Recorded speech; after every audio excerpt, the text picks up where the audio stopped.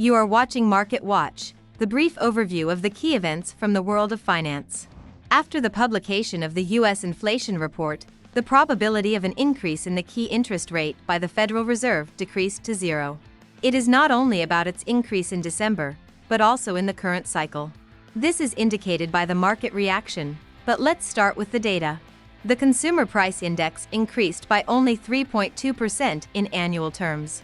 At this point, the question may arise, why only 3.2% if the target level for this indicator is 2%? The fact is that a month ago inflation was 0.5% higher, and 12 months ago it was almost 2.5 times higher. Given all this, it is safe to say that the current level of interest rates is sufficient to return inflation to the target level.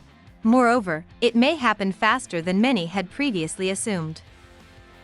First of all, I will pay attention to the decline in the yield of U.S. government bonds. This led to a weakening of the U.S. currency and, accordingly, to a significant strengthening of key stock indices. Gold also reacted with rapid growth, but we will return to it later.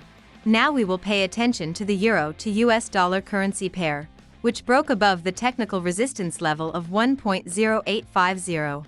The explosive growth is due to a sharp change in sentiment due to the fact that there will definitely be no further tightening of the Fed's monetary policy. As a result, the yield of US government bonds may decrease, returning interest in risky currencies that are currently undervalued.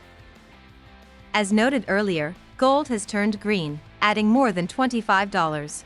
However, demand remains weak near the strong technical resistance level of $1,970 per ounce. This is a bad signal for buyers, increasing the likelihood that this growth is a correction.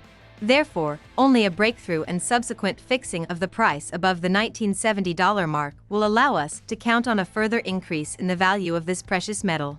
Up to this point, the bearish scenario looks more realistic in the medium term. And now let's move to the cryptocurrency market. Bitcoin collapsed to 35,000, reacting to the U.S. inflation report. At first glance, inflation in the United States has nothing to do with the cryptocurrency market, but this is not entirely true. The fact is that a significant slowdown in inflation reduces the likelihood of an increase in the Fed's key interest rate. This in turn increases interest in the stock market. Therefore, investors believe in the growth of the stock market, which will clearly take away part of the capital from the cryptocurrency market.